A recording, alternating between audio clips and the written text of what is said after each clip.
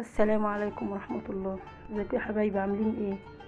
النهارده بقى هعمل معاكم اكله حاسه ان هي بصراحه نوع من انواع الخضار اللي مهدور حقه، وهي الكوسه، مع انها طعمه جدا. بص، انا غسلتها وعملتها كده بالقطاعه ديت، بيبقى شكلها احلى. الكوسه فعلا مفيده جدا وطعمها جميل، بس بحس ان في ناس كتير ما بتحبش تعملها. جربوها بالطريقه دي وبجد هتحبوها. انا جايبه نص كيلو كوسه، يعني ما تكتروش، وغسلتها غسله كويسه وقطعتها بالقطاعه. القطاعه دي بصراحه مفيده في حاجات كتير جدا، احسن من السكينه، وبتدي شكل حلو كمان للكوسه. وهعمل معاكم كمان النهارده الملوخيه اللي انا كنت مفرزاها، وشوفوا خضار الملوخيه عامل ازاي. هتلاحظوا ان انا في جميع اكلاتي بحب ان انا احط حته ليا بصراحه. في ناس كتير بتقول الدهون وبتعلي الكوليسترول وكده، بس انا اتعودت على كده، بحس ان هي بتدي طعم حلو للاكل. حطينا حته ليا صغيره، وهننزل بالبصله ماشي. برضو ما بحبش احمر البصل قوي، يا دوب تاخد لون كده، وتنزلي معاها بربع معلقه توم مع البصل. البصله تاخد لون معاكي وبعد كده تنزلي عليها مع ربع معلقه توم، وتنزلي بالكوسه وتشوحيها مع التوم والبصل. الطريقه دي جميله جدا. انا ما بحطش الطماطم الاول تتسبك وارجع احط الكوسه، لا، انا بشوح الكوسه والباميه، بعملها بالطريقه دي بصراحه، بيبقى طعمها جميل. شوحي الكوسه كده تشويحتين مع البصلايه ومع ربع معلقه التوم ديت، وجربي الطريقه دي، وانزل عليهم بعصير الطماطم، وانا حاطه جنبيهم الفراخ تتسلق عشان ازودها شوربه. هنشوح فيها كده قيمه 5 دقايق كده. كمان الكوسه ما بتفقدش العناصر اللي فيها ولا بتنزل الميه اللي فيها خالص.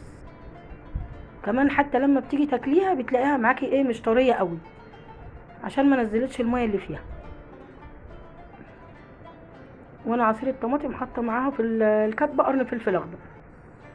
انا كل اكلاتي بحط قرن فلفل اخضر في القوطه بصراحه وانا بعصرها. هنديها تقليبه كده، ومش هنحط التوابل دلوقتي غير لما بصوا تاخد غلوه، وانزل عليها بقرن فلفل اخضر صغير. الناس بقى اللي ملهاش في الاكل الحراق بلاش الفلفل. لو حطينا رشه كزبره وفلفل اسمر والسبع بهارات ومكعب مرقه بس، واسيبها تتسبك. مش هزود شوربه دلوقتي، لما تخش في السوا هزود شويه شوربه، بس اصلا ما بتاخدش سوا. هنغطيها لحد ما تتسبك ومكعب مرقه معانا بيديها طعم برضو. هنقلبها كده ونسيبها لما تتسبك مع التوابل. انا بصراحه اي طبيخ بحط التوابل في الاخر قبل ما الاكل يستوي، بتفضل ريحه التوابل. وغير كده انا بجيب التوابل بجيبها، ما بحبش اشتري التوابل ناعمه بصراحه.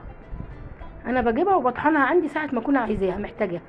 ونصيحه مني، بلاش ان انت تحمصي الكزبره او الكمون وتركنيهم عندك، حتى لو انت جايباهم اصلا مش ناعمين، لا، خليهم زي ما هم من غير تحميص، ويطحنيها على طول. بتفضل ريحه الكزبره والكمون بالذات في محتفظه بريحتها.